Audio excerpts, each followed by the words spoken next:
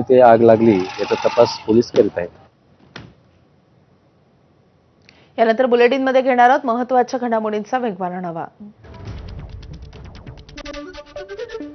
गेल्या काही दिवसात घडलेल्या अनेक घटनांनी मुंबई शहर हे ड्रग्जचं मोठं केंद्र बनत असल्याचं दिसून येत आहे. त्यात आता मुंबईतल्या भांडूपमध्ये होत असलेली गांजाची शेती उद्ध्वस्त करण्यात आली आहे. भांडूप टेकडी जलाशय BH4 परिसरातल्या डोंगराळ भागात काही गरदुल्ल्यांकडून गांजाची शेती करण्यात येत होती.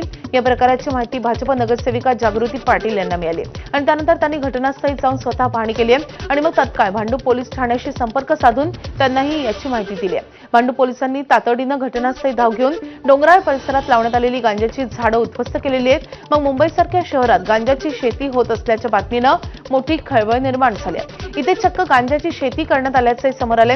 या ठिकाणी मुंबई मनपाच्या पाईपलाईनमधून पाणी घेऊन पाट तयार करण्यात आले होते. या ठिकाणी शेकडो गांजाची झाडं लावण्यात आल्याचं प्रत्यक्षदर्शींनी सांगितलंय. मुंबईमध्ये गेल्या काही वर्षांमध्ये मोठ्या प्रमाणात नशेखोरीचं प्रमाण जे आहे ते वाढताना पाहायला मिळतं आहे. यात आता चक्क मुंबईमध्ये गांजाची शेती देखील केली जाते हे समोर आल्यामुळे खळबळ उडालेली आहे. मी सध्या आहे भांडूपच्या अल्ताफनगर परिसरामध्ये आणि या ठिकाणी चक्क गांजाची शेती होत होती. आपण जर माझ्या मागे बघितलं तर अल्ताफनगरचा हा वरचा डोंगराळ भाग आहे. मुंबई महानगरपालिकेची ही जागा असल्याची माहिती मिळते आहे आणि या भागामध्ये या डोंगराळ भागामध्ये काही लोकांनी चक्क गांजाची शेती केलेली होती. ह्या लोकांनी या ठिकाणी राहण्यासाठीची व्यवस्था देखील केलेली आपल्याला पाहायला मिळते आहे आणि या ठिकाणी आपण जर हे पाट पाहिले तर या ठिकाणीच जो आहे तो संपूर्ण गांजा लावण्यात आलेला होता. वर महानगरपालिकेच्या पाण्याच्या लाईन ज्या आहेत त्या फोडून त्या ठिकाणावरून या ठिकाणी पाणी आणण्यात आलेलं होतं. आपण जर बघितलं तर अशा प्रकारचा हा पाट बनवून या ठिकाणावर ही सगळी शेती केलेली गेलेली होती. या पाटाच्या आजूबाजूला हे गांजाची रोपटी जी आहेत ती लावण्यात आलेली होती.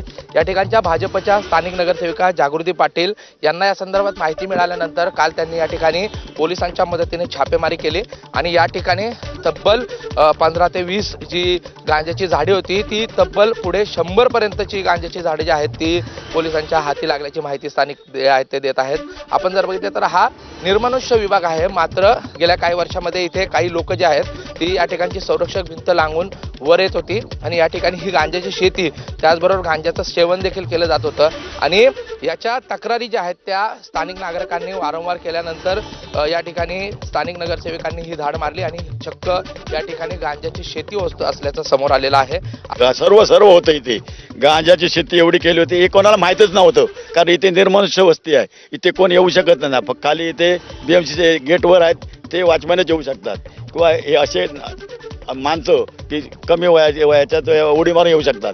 आमच्यासारखे माणसं इथे येऊ शकत नाही. त्याच्यामुळे कोणाला माहीत नव्हतं पण इथल्याच यांनी कर्मचाऱ्यांनी आमच्या निदर्शनास आणून दिलं की इथे गांजाची शेती केलेली आहे.